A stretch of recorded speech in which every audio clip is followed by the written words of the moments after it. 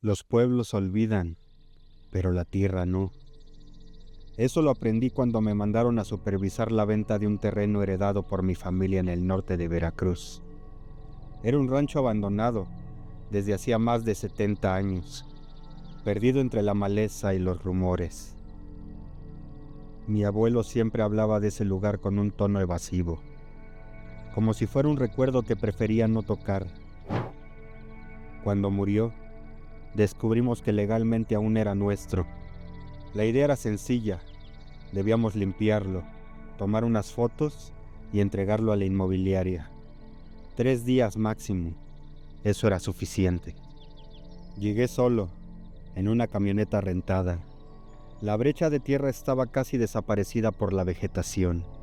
El rancho, al final del camino, era poco más que una casona de tejas podridas, con las vigas expuestas como costillas rotas. Había un corral derrumbado, un pozo cubierto de hojas secas y un roble enorme justo en medio del patio. El recuerdo del roble. Apenas me bajé, sentí una presión en el pecho. No fue miedo exactamente, era más como si el aire estuviera espeso, cargado de algo viejo, de algo que no se había movido en años y que, al sentirme ahí, despertaba lentamente, como cuando la bruma es muy espesa y puedes sentirla entrando en tus pulmones. Esa primera noche dormí dentro de la camioneta. Encendí una fogata pequeña al lado. Comí pan con atún y había una cerveza. El silencio del campo era inquietante. No había grillos, ni mosquitos, tampoco ranas, como si cualquier cosa viva se rehusara a estar ahí. Mi único compañero era un viento suave que movía las ramas del roble. Yo estaba tratando de dormir cuando lo escuché. Un crujido seco, similar al de la hoja seca rompiéndose. Luego escuché un susurro, casi como un quejido. Pensé que era el viento, así que traté de ignorarlo. Me cubrí con la chamarra y traté de dormir otra vez. Lo conseguí, pero a las 3 de la mañana me desperté sin aire, como si alguien tratara de ahorcarme. Me llevé las manos rápidamente al cuello, desesperado, buscando librarme de esa sensación de asfixia. No había nadie ahí, solo esa sensación de asfixia y el peso inevitable de un par de manos sobre mi cuello tratando de asfixiarme. Encendí la linterna y por puro instinto miré hacia el árbol. La sangre se me heló y un sudor frío recorrió desde mi frente hasta los labios. Ahí estaba, una figura colgando de una rama baja. No era un cuerpo, no del todo, era más bien una silueta, tenue, como niebla en forma de mujer. Su cabeza colgaba hacia un lado, sus pies descalzos se mecían suavemente, y una soga fantasmal se perdía en la rama. Cuando la luz la tocó, desapareció, pero el peso de mi cuello no se fue hasta el amanecer. No pude volver a dormir por el resto de la noche, y al amanecer decidí irme. A la mañana siguiente, encontré una fonda. Dentro vi un hombre. Le pregunté por el rancho. Me miró largo y en silencio un rato. Luego me dijo: Usted vio a Isabela. Según lo que me contó, ella fue una muchacha huérfana que trabajó en el rancho hace más de 80 años, cuando aún funcionaba, y los dueños eran severos. Gente de campo con pocas palabras y muchas armas. Un día, uno de los hijos apareció muerto. Estaba decapitado en el bosque. Nadie supo qué pasó. Pero alguien dijo que la última persona que lo había visto con vida fue Isabela. Con eso les bastó. Sin juicio, sin cura, ni confesión, la torturaron y acusaron de bruja y asesina. Pese a que ella suplicó y juró no haber hecho nada, la colgaron del roble, frente a todos en la hacienda. Dicen que hasta el sacerdote dio su bendición a la soga.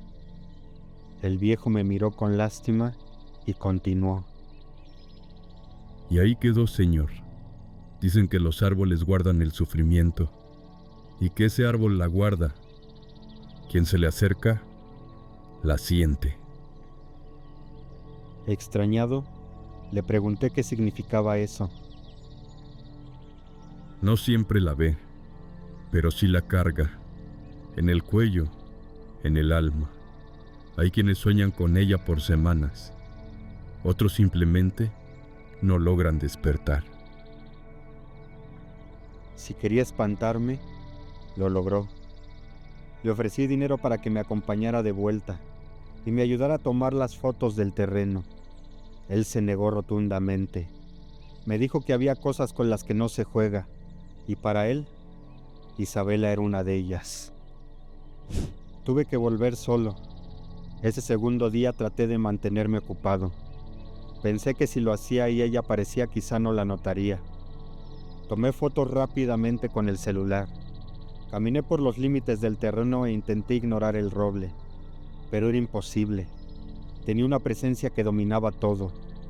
Era como tratar de ignorar un elefante en un cuarto pequeño. La corteza estaba agrietada, como si la soga hubiera marcado su carne. Las ramas se alzaban como brazos deformes, y cuando el viento soplaba, juraría que la cuerda seguía ahí, oscilando con el peso de un cuerpo invisible. Esa noche, seguí sin dormir. Me senté dentro de la camioneta, con las luces encendidas. A cada tanto, mi cuello se tensaba, como si un hilo invisible se enredara a mi alrededor. Vi la silueta otra vez. Colgaba y se desvanecía. A veces estaba de espaldas, a veces me miraba. Nunca caminó, nunca habló, solo flotaba, como si la soga alargara su agonía. Al amanecer, empacaba mis cosas cuando noté algo en el espejo del retrovisor. Era una figura blanca, detrás de mí. Me giré de inmediato, pero no había nada. En la ventana del copiloto, alguien había escrito en el paño con un dedo: yo no fui. No recuerdo haber llorado, pero mis ojos estaban llenos, no de miedo, sino de tristeza, de coraje por la injusticia, pero eran sentimientos que no eran míos, eran de ella. Me fui de ahí sin mirar atrás. La inmobiliaria me llamó días después. Dijeron que las fotos no servían, que estaban borrosas, con manchas extrañas. Algunas parecían mostrar una cara en el vidrio, otras, una cuerda en el aire, pero justo donde no había ramas. No dije nada, solo guardé silencio. El terreno sigue en venta aún. Creo, nadie lo ha comprado. La gente del pueblo evita el camino. Dicen que, en las noches de viento, el roble cruje como si alguien se balanceara en él. Y que, si te acercas, sientes que no puedes respirar. Yo ya no sueño con ella, pero a cada tanto despierto con marcas en el cuello, como si la soga aún me eligiera, como si de alguna manera ella aún quisiera asfixiarme.